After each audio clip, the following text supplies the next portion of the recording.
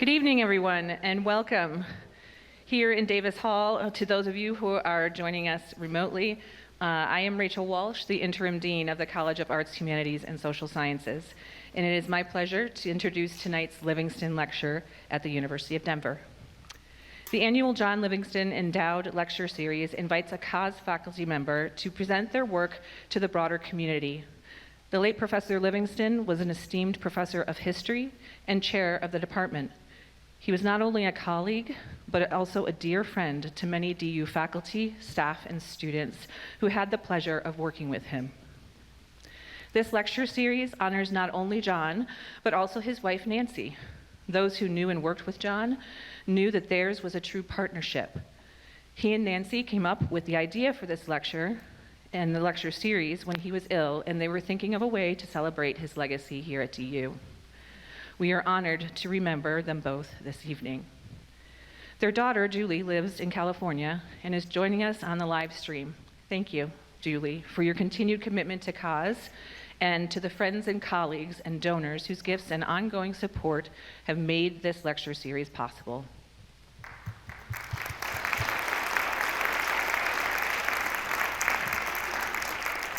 This lecture, according to Dr. Livingston, should be delivered by, quote, a person who demonstrates the relationship between the study of history and a contemporary issue or problem, thereby answering the question, why study history? The speaker may represent a related field, such as art or literature, philosophy, or political science, and shall be chosen annually by the chair of the Department of History. And with us this evening is the chair of the Department of History, Mr. Jonathan Sharkon. Say hi.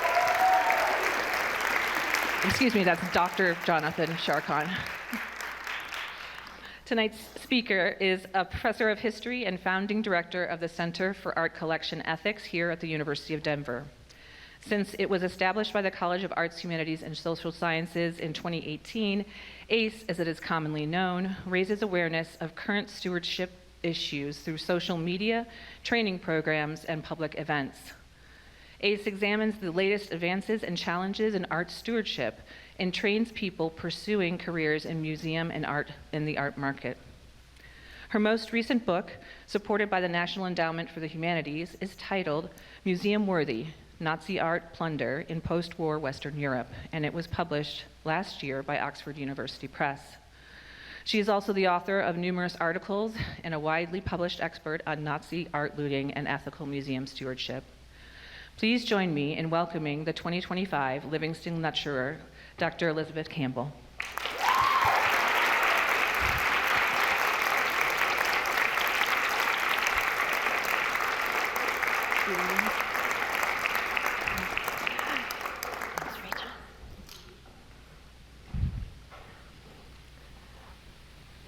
Well, thank you, Rachel, for that kind introduction, and thank you to all of you for making it here this evening on a winter's evening. Glad to see everybody who's here in person, as well as everyone who is joining online.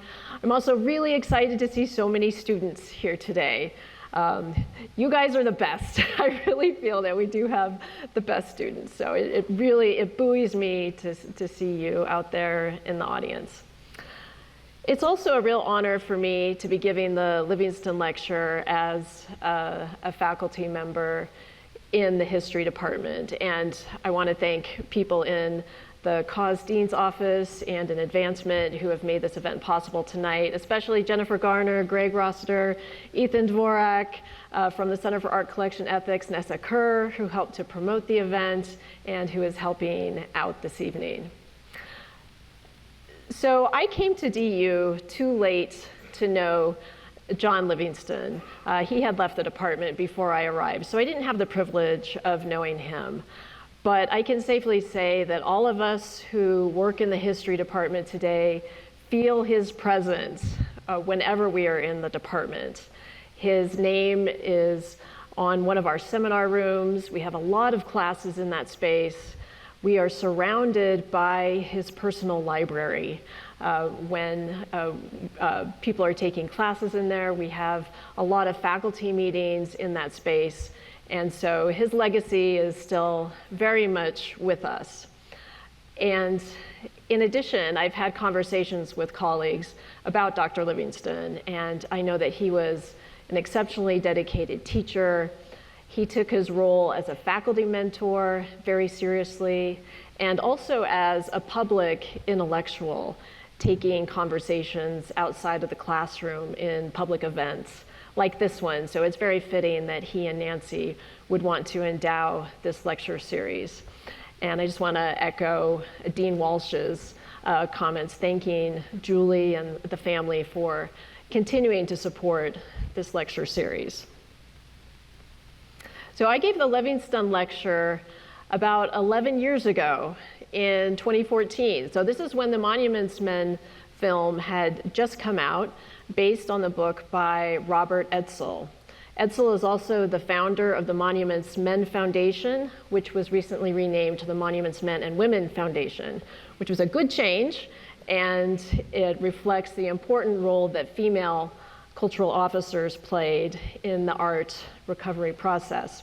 So I see this talk as an update compared to the one that I gave 11 years ago, which was really about fact versus fiction in that film. And tonight we'll be talking about progress that has been made in the recovery and restitution of works to rightful owners. We use the term restitution for that process of giving works of art back to the rightful owners.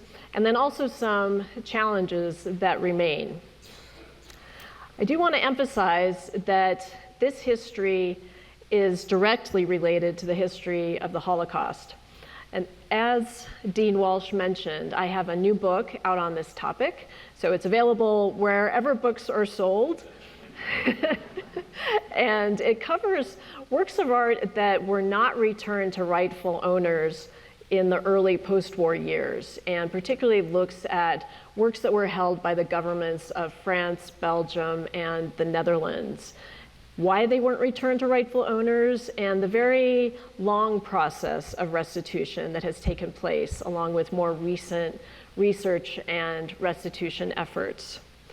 So I'm always telling my students that this is a history about the Holocaust, because the central victims of Nazi art plunder were Jewish art collectors and art dealers. I've invited Holocaust survivors to campus over the years, working with the Holocaust Awareness Institute and the Center for Judaic Studies. Those have been some of the most important class sessions, I think, that I've been able to be a part of here at DU. There's a central message that those survivors have been telling our students for years, and that is to oppose cruelty wherever we see it.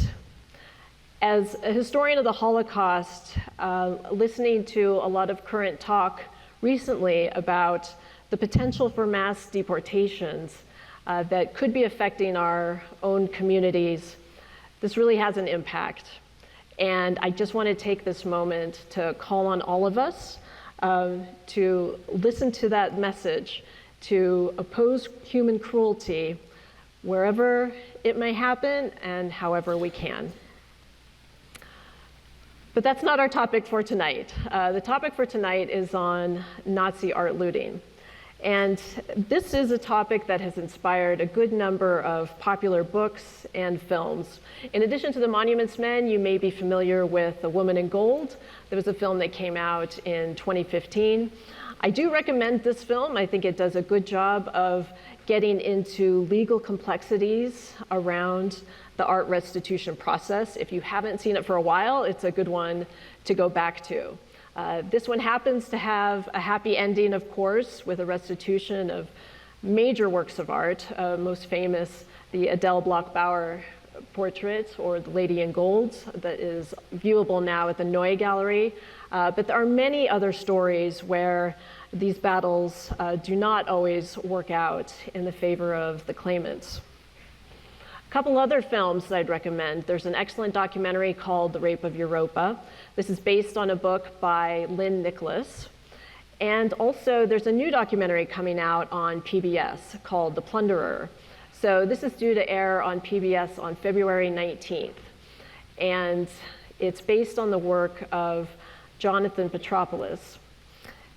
And he is an excellent historian of Nazi art looting, so I'm sure that this is going to be a very good documentary as well. So I'm going to be talking tonight about progress that has been made in the recovery of Nazi looted art and some challenges that still remain. And my goal is to illustrate that this search still matters because the return of items to descendants of Nazi victims is a form of belated justice, and it's a way that descendants can restore the legacy of their ancestors. So it does still matter today. So first, just for those who may not be so familiar with this topic, why were the Nazis devoting so many resources to Nazi art plunder? As you may know, Hitler had attempted to pursue a career as an artist. He was twice rejected from the Vienna Academy of Fine Arts, but he always considered himself an art connoisseur. So art was very important to him, and he wanted to create the top art museum in Europe. This would be a fantastic art museum that would be in his hometown of Linz, Austria. It was meant to be part of a vast cultural complex. It was never built, but it was designed. You can see the image here of Hitler looking at designs for Linz. That cultural complex would have had a library, symphony hall, theater, as well as this art museum that would have many of the treasures of Europe. In addition, art was a way that the Nazis sought to gain favor with each other. They knew how important it was to Hitler. They wanted to collect art in their own right. They saw themselves as cultivated. We tend to associate the Nazis with barbarity. They saw themselves as a new kind of German elite, and so they were emulating the art collecting practices of the traditional German elite. So here's a couple images of gift giving of Nazi members to one another. A key source of how they acquired this art was from Jewish art collectors and art dealers. And when we talk about plunder, it's important to recognize that we don't just mean theft, and this did happen.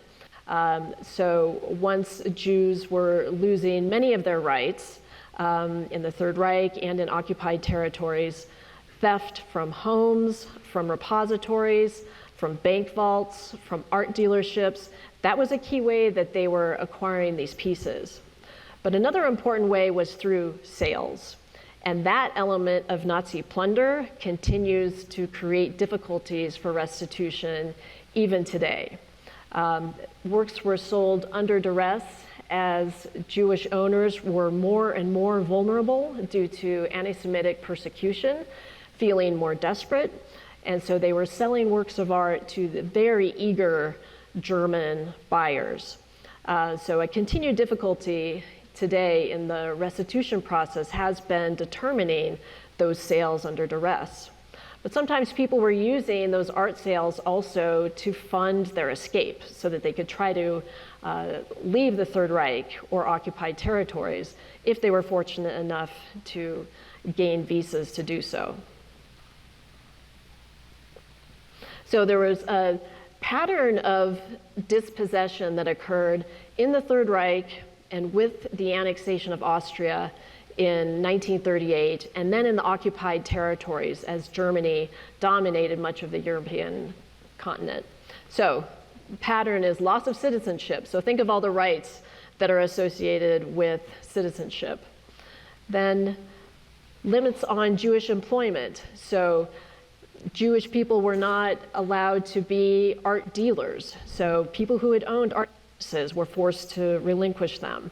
They could not be curators. They could not display art. They couldn't be art critics. And this was an area where disproportionately Jewish people had had a disproportionate role in artistic and cultural life. They were forced to submit property declarations after 1938 for assets above a level of 5,000 Reichsmarks. So this just means sizable assets had to be reported to German authorities. This gave the Nazis inventories of assets that Jewish families had owned. Then there was a complicated process of what's called Aryanization, so that Jewish-owned businesses were taken over by Aryan trustees. And in the case of art dealers, this meant that an Aryan trustee would take over management of the art dealership and liquidate the stock. Sometimes those former owners had access to some of the proceeds, sometimes they did not. And other times they were just trying to get some funding so that they could escape for those who were able to do so.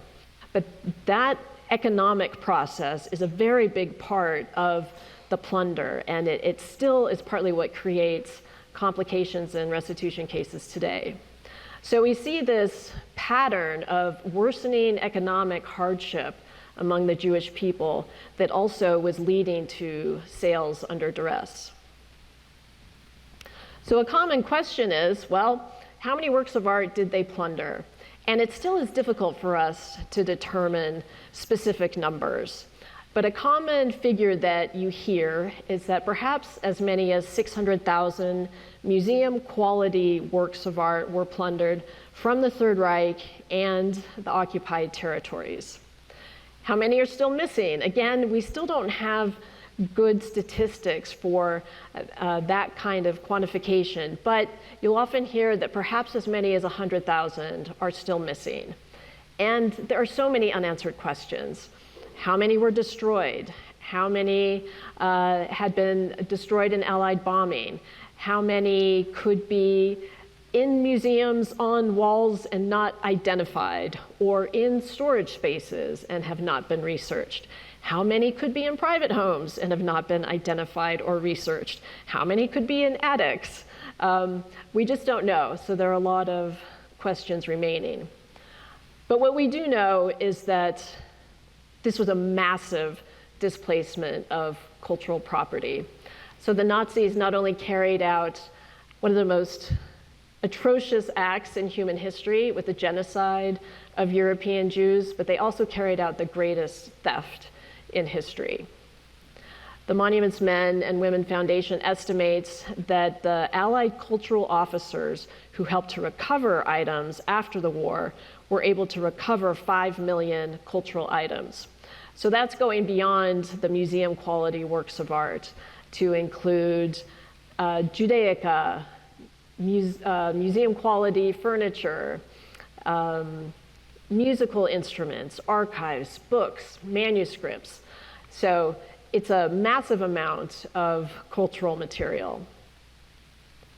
So if you saw the Monuments Men film, or if you've watched some of these other films, you know what a massive undertaking it was to try to sort through that amount of cultural material and to figure out where it needed to be transferred to begin the process of restitution. The heroic recovery process where the cultural officers were going into churches and castles and salt mines, and that work often was heroic, and at times these cultural officers were risking their lives to carry out this activity. And by the way, we're not trained to be doing this kind of work as soldiers. James Rorimer is there, the top step. He ended up being the director of the museum, the Metropolitan Museum of Art in New York after the war. And his memoirs have fascinating details of what it was like to enter into a salt mine and try to uncover the works of art that had been stored there by the Germans. So that heroic recovery process was just one phase in a much longer process of restitution. So the Western Allied forces set up collecting points in the Western Allied occupied zones of Germany. And we have to mention that this does not involve the Soviet Union. It's not in the Eastern Zone. The Soviets were not part of the art recovery process. They considered the art that they had been able to seize as trophy art for all the atrocities that they had endured because of the German invasion. So this art recovery process is taking place in Western Germany. And Allied forces set up collecting points in Germany where experts were doing research on the items that were gathered there. This is an image from a central collecting point in Munich. So the research that's carried on these objects is called provenance research. So this is the ownership history on an item. And you can imagine what an enormous undertaking this is for the cultural officers who never had enough staffing, enough resources, enough materials to carry out the heavy workload that they were being asked to do. But their first task was to route the works of art to the countries of origin, and then it was up to the countries of origin to handle restitution to individual owners. And there were many successes, thousands of successes. And so the work that they were able to do is truly impressive. For example, if we're talking just about France, about 60,000 works of art were returned to France, and about 45,000 were returned to rightful owners. That's a good percentage for returning items to individual owners. And there were examples where restitution was relatively straightforward. It was not immediate, but it was relatively straightforward. And this is true when it comes to examples of cultural heritage, like the Ghent altarpiece in Belgium. There was no doubt where the Ghent altarpiece needed to go. This is really featured in the Monuments Men film. Also the Weizstoss altarpiece from St. Mary's Basilica in Krakow. And works from the most prestigious private Jewish collections. Vermeer's Astronomer was taken from the Rothschild family in France. This was a collection that was very well known, and major collectors like the Rothschild family had extensive documentation. They had insurance policies, photographs. The collections were well known by the art experts who were in charge of the national committees that were allowing restitution to the rightful owners. But for many others, restitution was not such a straightforward process. For many, there was a lack of documentation. For smaller collectors who didn't have all of those sales records, if people were arrested and forced out of their homes, the homes were ransacked, and documentation did not exist for those who may have survived the war and occupation, or for their descendants who were trying to pick up the pieces of their lives afterwards. So not everyone had the documentation that was required to prove a claim with those national committees. In addition, it was difficult at the time to determine sales under duress. And actually, the recognition of sales under duress as plunder is a relatively recent concept. So officials after the post-war years tended to look at contracts. So the Nazis were very good at drawing up contracts. Goering was excellent at this. He would like to make sure that there was an appearance of propriety.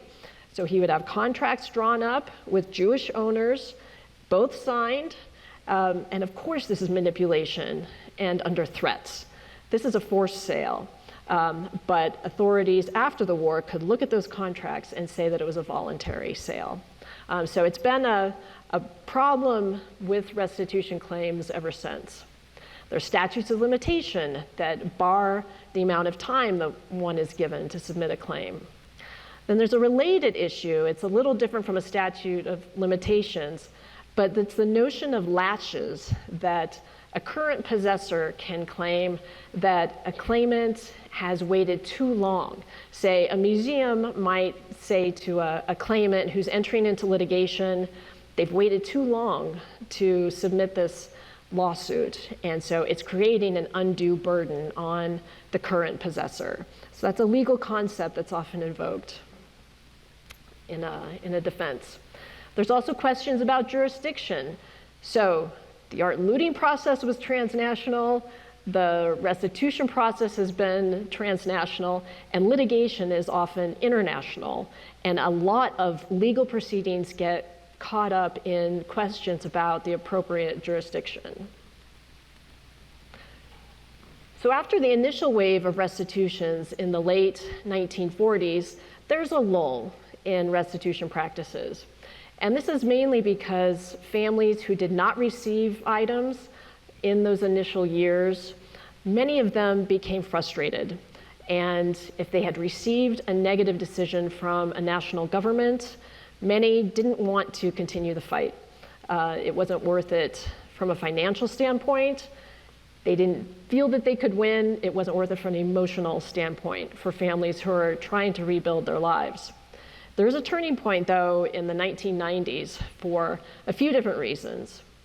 There's the end of the Cold War, and this leads to the opening of archives from World War II for journalists, historians, and also descendants who start to take on this task of pursuing restitution on behalf of their ancestors. A new generation becomes much more motivated to pursue these claims. And so we see an increase in activity in the 1990s. The United States gets involved and holds a conference on Holocaust-era assets in 1998. And this leads to an articulation of several principles that have been very important in this field of Nazi-era research and restitution. We should note that these are non-binding principles, and so they are not treaties. And there's a lot of conditional language in the Washington Principles. It's language that 44 countries, including Russia, which participates in this conference, that all of these countries can agree to. And so it's language that countries should promote provenance research, and they should promote the publication of information related to Nazi looted art, that countries should create conditions for fair and just solutions that are agreed to by all parties. So again, conditional language, but it is seen as an important agreement. And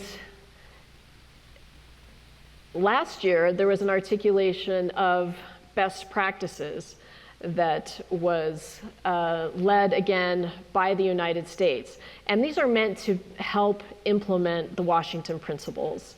And so there are measures that are, for example, clarifying that based on the circumstances of a sale by a persecuted person can be considered equivalent to an involuntary transfer of property. And so by that provision, they are trying to emphasize the importance of sales under duress. In addition, the best practices call for countries to set up individual, independent bodies that will be able to adjudicate claims. We don't have that in the United States, by the way. I mean, we largely have a private museum system, so we don't have such a national commission that adjudicates claims, but that's one of the recommendations in these best practices. They also say that countries should not impose fees or taxes on beneficiaries. That has been an ongoing problem. And that legal barriers like statutes of limitations should be eliminated. So again, more conditional language. It all sounds quite good, and we can see the United States really playing a key role in bringing diplomats together to work through these best practices. So what is actually happening, and to what extent have we been seeing progress? So there have been elements of progress that really go back to the Washington Principles. So you will see more research and transparency. So there are more provenance researchers that are working in museums and at auction houses. It must be said that many of these researchers are hired on a part-time contract basis, and many of them do not have secure employment. So it is still an area where museums and auction houses, dealerships, galleries do need to be investing more resources to make sure that this provenance research is being carried out. This is a website from the Nelson Atkins Museum of Art, and you can see that they've listed works of art here that may have changed hands during the Nazi era. This doesn't mean they were looted. It just means that the museum is recognizing that there are questions about where these works of art were in Europe during the Nazi era. There has been great progress in digitization, so this greatly facilitates provenance research. And even the work of historians as well, there's a lot of overlap here in the kinds of sources that we use.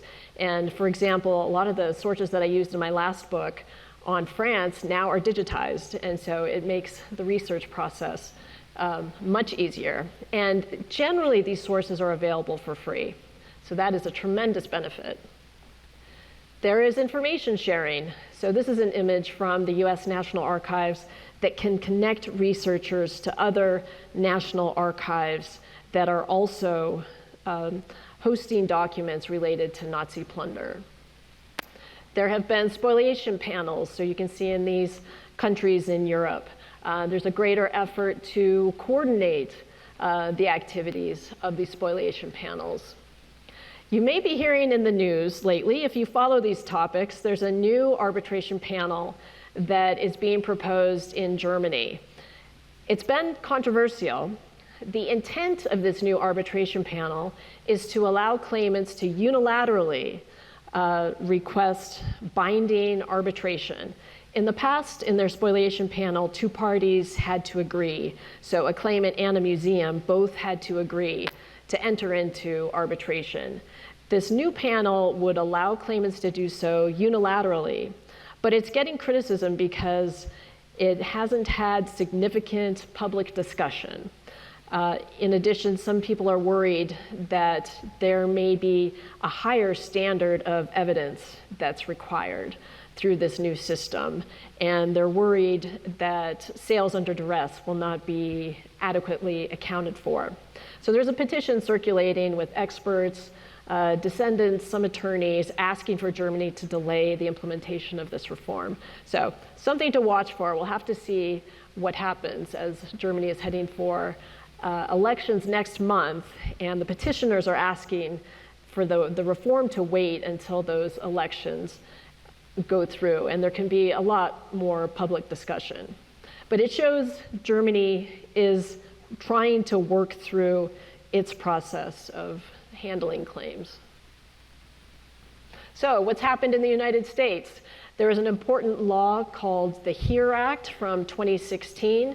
This created a national standard for statutes of limitations. Previously, New York had a different statute of limitations compared to California in this area. So it creates a standard 6-year period of a statute of limitations from the time that a claimant discovers that an item is in a particular collection to be able to make that claim. This measure sunsets on January 1st, 2027, so there are activists now who are lobbying Congress to try to extend this measure. By the way, these measures by Congress get very wide bipartisan support. There are very few members of Congress who want to be on the record for opposing measures that help to facilitate the restitution of Nazi-era assets. Another important act was the JUST Act from 2018. This requires the US State Department to gather information about what other countries are doing to promote research and restitution of Holocaust-era assets.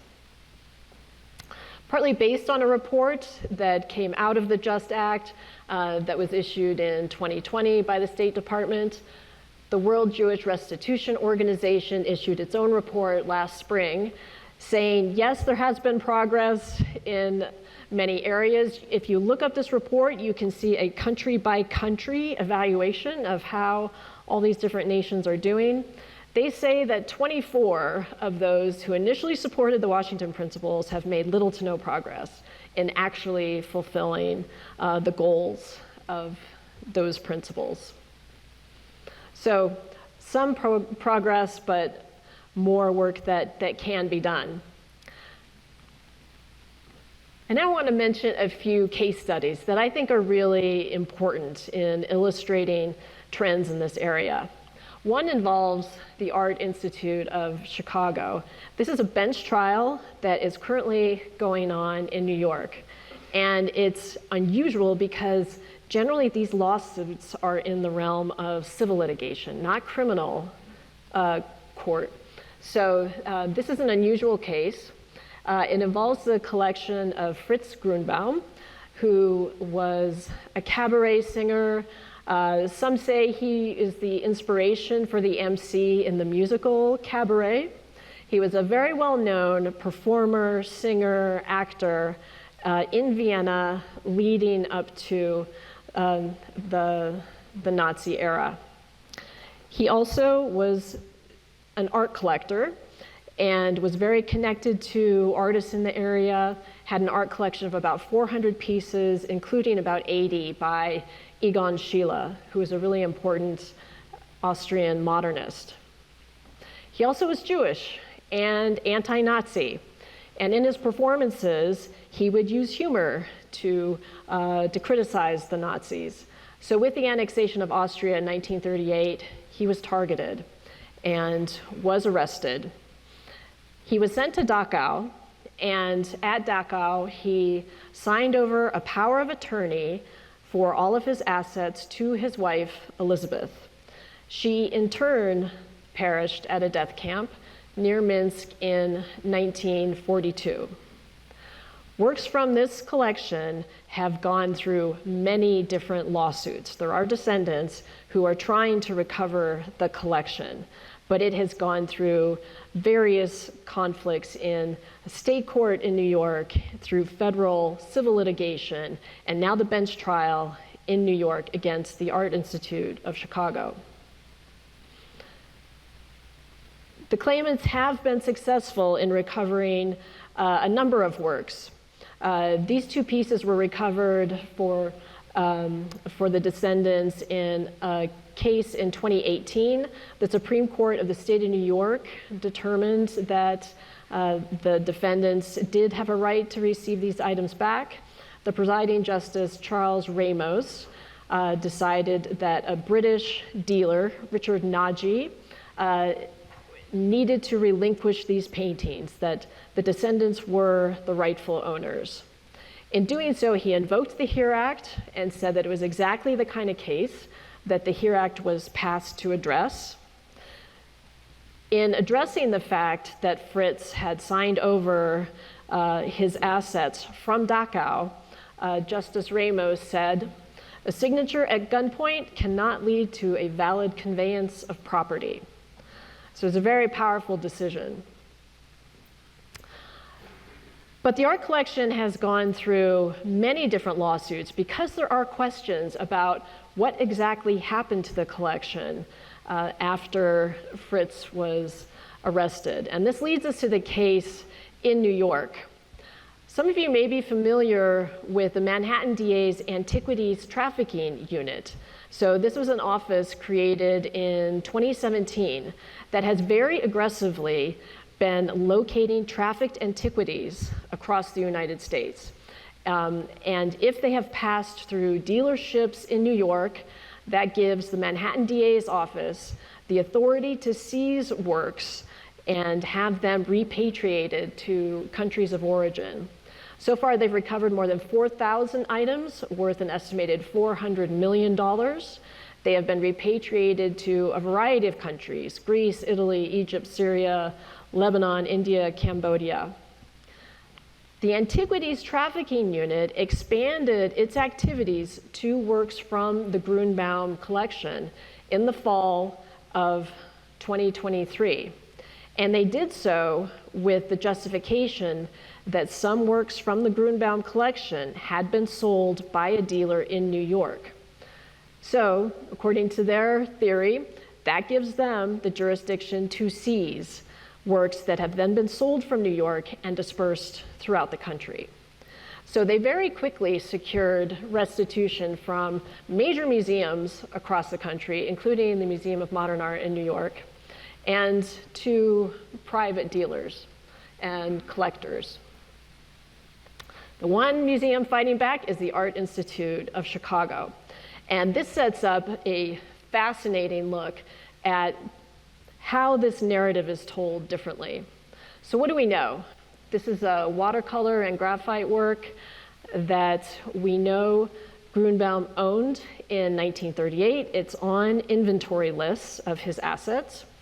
We know that in 1956, a Swiss dealer, Eberhard Kornfeld, who is notorious for quite willingly trafficking in Nazi looted art, that he sold it to Otto Kallier, an Austrian dealer who was operating in New York. We know in 1966 that the Art Institute of Chicago purchased it for $5,500. But there's a key question. What happened between 1938 and 1956? So this is a story of two different provenances. This is not an example where there is not provenance research. There is extensive provenance research that's been carried out on this collection. And provenance researchers have been hired by both sides, and a very different story emerges. So for the prosecution, the DA's office is arguing that Fritz's wife, Elizabeth, placed the items in a Nazi-controlled warehouse, that they were seized by Nazi agents and eventually sold to that Swiss dealer, Kornfeld, who then used his network of dealers working for the Nazis to traffic in Nazi looted art. The prosecution argues that the Art Institute must prove that the work was not plundered because of the knowledge of how Nazi art plundering mechanisms worked. On the other side, the defense says that there is not a shred of evidence that this work was plundered. They argue that family members maintained control of this piece and others from the Grunbaum collection, suggesting that a sister-in-law had taken them with her when she fled Austria to Belgium, and that she had voluntarily sold them to Kornfeld in 1956. So that would set up a legal chain of ownership through legitimate purchases. Other federal courts have already ruled against the claimants in this case. They have said that the claimants had waited too long before bringing this lawsuit, and that they find the defense story more convincing. In addition, the Art Institute argues that the New York DA's office simply lacks jurisdiction in this case, that the DA's office should not be able to tell the Art Institute in Chicago which works it has a legal right to hold in its collection. So this case is going on as we speak, and there's a hearing next week. It will be very interesting to see. It's difficult to read how this might turn out. As a historian, I find this perspective by the prosecution is a lot more plausible. Knowing how the mechanisms of plunder worked, knowing the network of Nazi dealers, it seems far more likely. It seems unlikely that a family member would have been able to carry this work of art along with others to Belgium while escaping. But we'll see. We'll see if the judge is going to determine in this case if the Art Institute is liable in trafficking of Nazi looted art. If so, there could be other implications for other cases in the art world, so stay tuned for that one. I also want to mention a case that involves a family that is here in Denver. And it features Nina McGahee, who is here this evening. Nina, would you like to raise your hand? Okay, yes, Nina is joining us this evening. So I love this story because it has a DU connection, a Denver connection, and has a happy outcome in a lot of ways. So I first learned about the Siegfried Lemley collection when I was teaching an enrichment class here at DU in this building, right nearby in one of the classrooms. And this lovely woman, Nina, came up to me after one of the first classes, and she said, "Professor, I'm going to have to miss class next week because I'm going to be in Germany recovering works of art from a museum on behalf of my family." So my first reaction was, well, that's an excused absence, for sure. But then I also realized this was a fantastic opportunity for all of us to learn firsthand from someone who is going through the art recovery process. So Nina is the great-granddaughter of Siegfried Lemle, who was an art dealer in Munich and specialized in medieval and Renaissance sculptures, as well as antiques. So he was also trading in some household items, decorative items, not all that would be considered really masterpieces, but that were interesting for museums and for private collectors. He also was Jewish, and he was forced to liquidate his business in 1935 due to Nazi anti-Semitic laws and that whole process of Aryanization that I was talking about earlier. On the one hand, Siegfried and his direct relatives were relatively fortunate because they were able to get out. Siegfried's brother was Carl Lemle, who was the founder of Universal Studios. Carl Lemle, by the way, also helped 300 German Jewish families escape in the 1930s. And so, from that sense, yes, they survived. They were able to rebuild their lives in the United States. But they also suffered tremendously because of Nazi persecution. Siegfried was forced to liquidate the business, use what proceeds he could to flee with the family. Siegfried's son, Walter, was detained at Dachau for a period of time before being able to escape to the United States. And the family accepted after the war that many of these items simply had been lost. And so they did not have a real aggressive effort to try to recover those items in the early post-war years. Meanwhile, in Munich, there was a Nazi art dealer, Adolf Weinmüller, who took over the business operations and was directly involved in the liquidation of the Lemle collection. Fast forward to contemporary times. A new auction house owner, Katrine Stoll, had taken over operations for the business. This was the same business that had been run by Weinmüller and had passed on to other owners, including Katrine's father. She took over the business. It's now Neumeister Auction House. But she had a sense that she was responsible for the history of that business. And she wanted to investigate what had happened during the Nazi era. She was aware of Weinmüller's reputation and felt that it was her responsibility to help to know what happened to the items that had passed through the auction house that she was now running. She hired a provenance researcher named Micah Hupp, and together they were investigating documents. They found a treasure trove of auction catalogs in the basement of the auction house that detailed the objects that were sold by Weinmüller, where they had come from, and who had purchased them. This is a researcher's dream. And so it gave a lot of direct evidence of what had happened to the items from Lemle's art stock.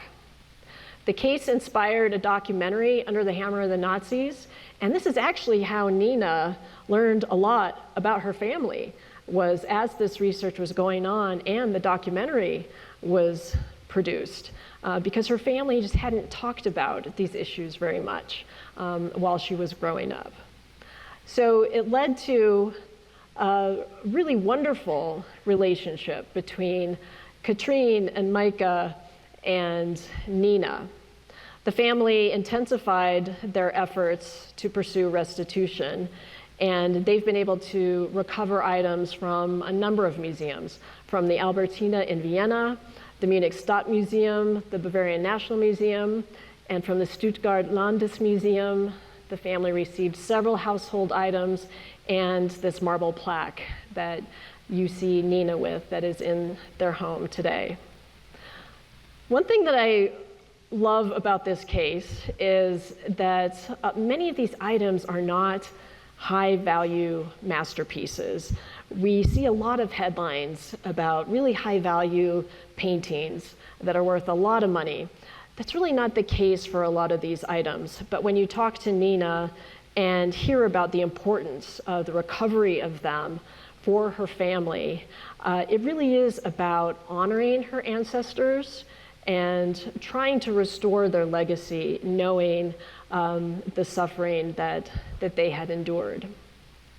You might remember that the Center for Art Collection Ethics hosted an event in 2019 where we brought Katrine and Micah to campus from Germany, and with Nina, they were able to talk about this whole process on stage together, and we had a screening of that documentary, Under the Hammer of the Nazis. One idea that comes through that story is how healing this process was. It was very healing for Nina, for her getting to know her mother's history in particular much better, understanding her family, the generational trauma that they had endured, and it was healing for the Germans who are involved. They're going through a process of reckoning with their own national history. And so it was healing for all sides. So a story with a lot of positive outcomes. Then I'll just mention briefly one more case study. This is another one that you may have seen that was in the news last fall.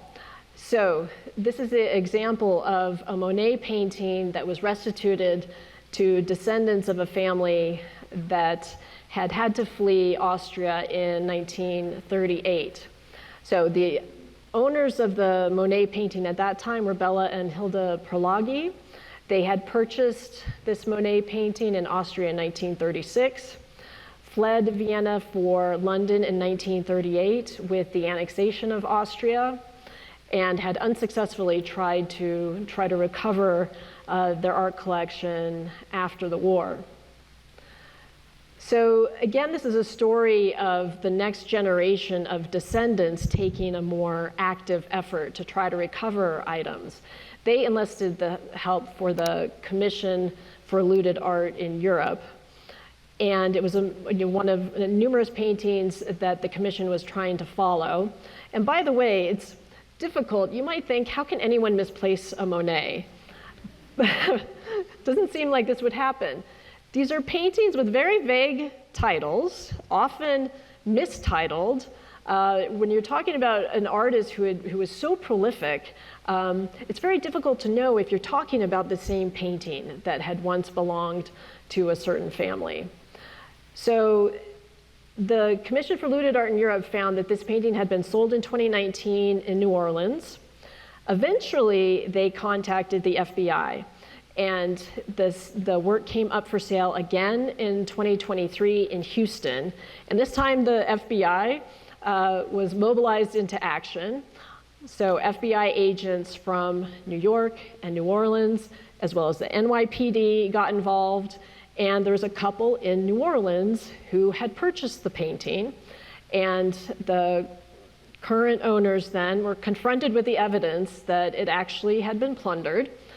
They also were apparently quite convinced by FBI agents from 2 different states who were encouraging them to relinquish the painting. And by all accounts, they did. They cooperated, they gave it up willingly. So it has been given to the descendants of the Prolagi family. So this one, it has a happy ending, but I think it also illustrates that these pieces are not only at museums, they can be in private collections.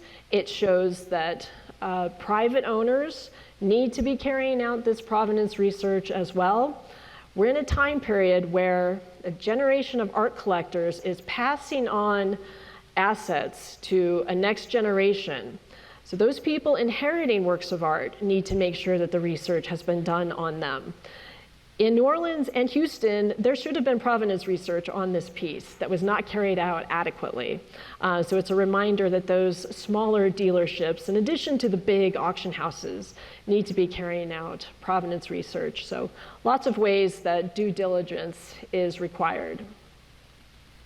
So moving forward, we're hopeful for an era that has more of this kind of research and transparency and ethical stewardship that involves museums, galleries, auction houses, private collectors, and where we are training the next generation of museum employees and market professionals and provenance researchers.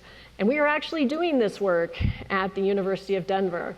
So this is what the Center for Art Collection and Ethics is involved with. So this is how the history becomes part of current affairs.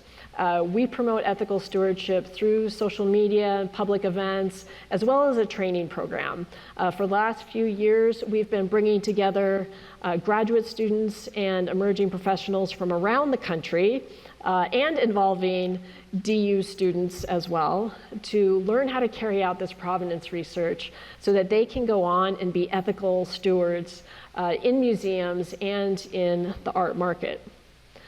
So there are a number of ways that you can follow us, and if you believe in what we do, follow us, support us. We believe that in the end, art is about people. It's about those who create it, inspire it, preserve it, display it, sell it, and sometimes lose and recover it. So in the realm of the recovery of Nazi-looted art, there's been a great deal of progress in recent years, but also a good amount of work to do in the pursuit of belated justice. Thank you.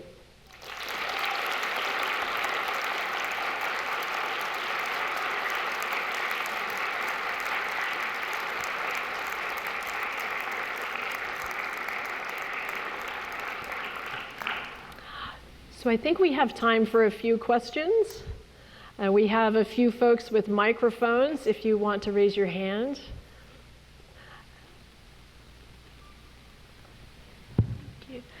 I know you kind of touched on it a little bit, but how much of a role do you think just the widespread use of technology has been in finding artworks and locating them? Yeah, it's been crucial. So with the internet, it absolutely changed the way that provenance research is carried out. And I've learned so much talking to claimants and the descendants of victims of Nazi persecution and how much their work changed starting in the mid to late 1990s. It's also heartbreaking to see the work that individuals were trying to go through in the early post-war years when they didn't have access to government records. So those archives were closed. They couldn't get into, say, the National Archives of France and see the lists of works that had been looted by the Nazis. They didn't have access to those kinds of inventories. And so it was a much, much more difficult process back then. So with the internet, the ability to search, and especially with digitization, with many databases, I think there has been a real sense of a moral responsibility for a lot of these archives that have documents related to art plunder to make them publicly available so that people are much more easily able to do that research.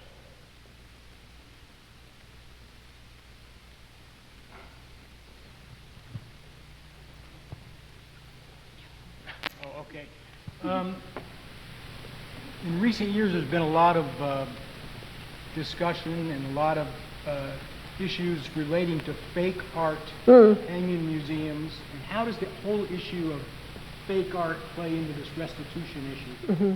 Yeah, so the question there is about art forgeries and how it relates to these other issues of provenance research. And I'd say that that is indeed another important area of ethical stewardship where research needs to be carried out. It's a different type of study that is often less about ownership history, which is what we're really referring to with provenance research, but does require diligent work by appraisers. And so that is another aspect of ethical stewardship, is making sure that art experts are being hired to accurately appraise works of art to make sure that they are not forgeries. But you're right, it's absolutely a quandary for the art market.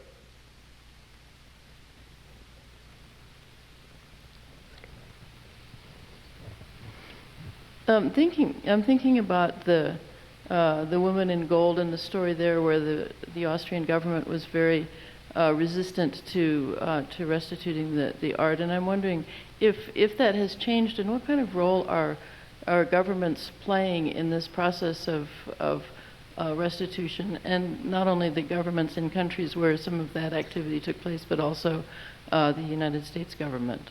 Mm-hmm. Yes, yeah, it's a good question. I'd say that there is a great deal of variation.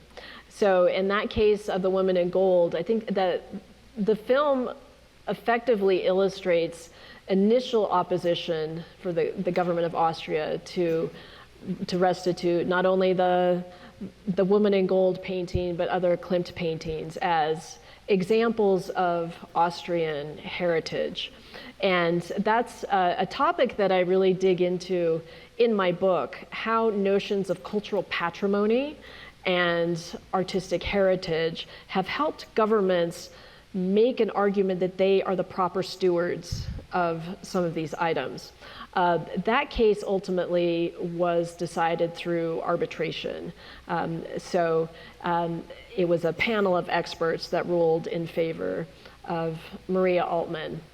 So there is a wide variety, and it can change from one museum to another within a given country. I've been talking a lot about progress in France. For example, I think that they have made a good deal of progress, and from the works of art that were kept after World War II, they have systematically been carrying out provenance research and proactively reaching out to descendants. And this often requires the work of genealogists. We're getting far enough away from the owners who lost the works that genealogists are needed to track down who the rightful owners would be. But even there's a current case in France that involves an estate sale in Vichy, France in 1942. And it's been very complicated because the government has been arguing that it was an estate sale by a Jewish family who voluntarily decided to carry out an estate sale. This is of the Dorville collection of some very high value paintings, some of which were purchased by the Louvre during the occupation. Well, I would argue in the context of anti-Semitic persecution and the Vichy regime, Vichy anti-Semitic persecution, that there's no such thing as a voluntary sale.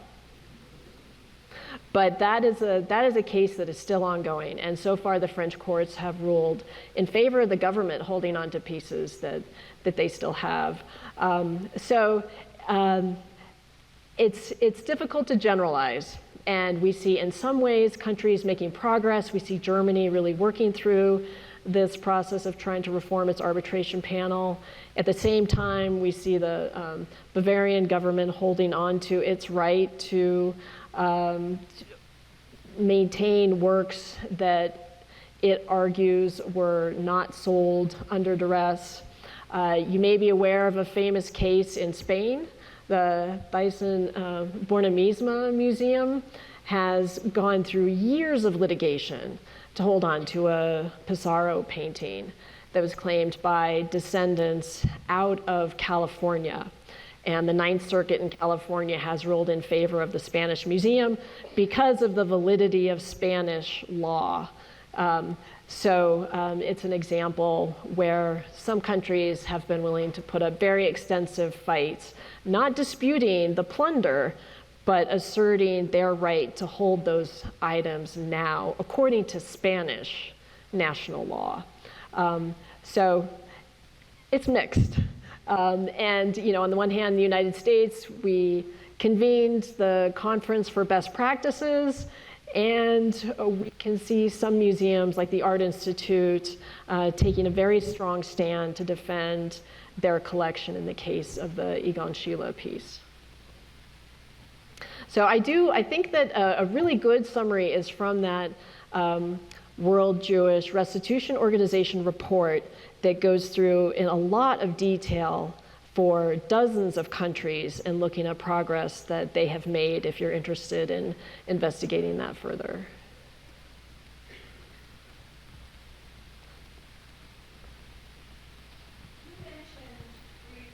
Oh, sorry. They're using the microphone so that folks online can also hear the people asking questions. Yeah, thank you.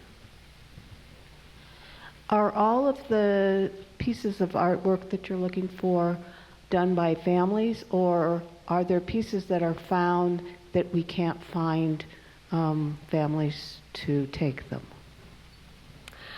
So, so the question is, I guess I'm wondering if you could repeat the question. If some items were not owned by families? No, there are no living relatives that can be found to go to the pieces of artwork. Okay, sure. Yeah, so yeah, there still are thousands of cases where we would assume that an heir can't be located. So this is a debate of what should be done with pieces where no descendants can be found. And we see this in the case of France, even enlisting the help of genealogists where they're not able to find a descendant. So there are different proposals for what should be done with those pieces.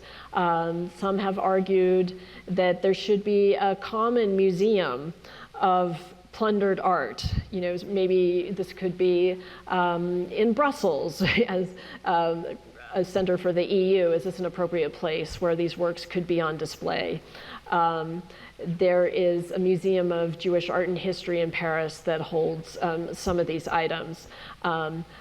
But generally, there's a proposal that there has to be an educational component along with it, so that there should be displays that explain that these works were plundered during the Nazi era, but no owner can be found, so that it could provide an educational opportunity for people to learn about the history of plunder and to make them available, have the works available online so that they can be researched and to help educate the public about this history. I think we have time for one more, and then we'll have to conclude. So whoever raises their hand the highest.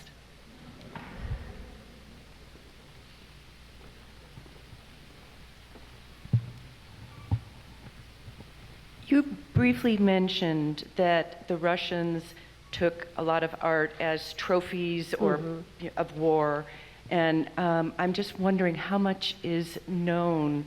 Is anything known about what they have, and how many of the missing artworks are suspected to be in Russian private collections or elsewhere? Yeah, it's a good question. So we know that it's thousands of items. I think it's more likely that they are held in state collections and not in private collections. But the Russians have been quite adamant that the art that they recovered after World War II was a form of reparations for all of the suffering that they had endured during World War II. We know of certain archaeological collections that they have kept. There have been some instances of archives, for example, that have been repatriated, some drawings that were repatriated to the Netherlands. There's been some movement in relatively minor areas, but this really is seen as an important aspect of now Russian heritage that they are not willing to relinquish. I don't think there's any hope that the Russian Federation is going to budge on this issue anytime soon.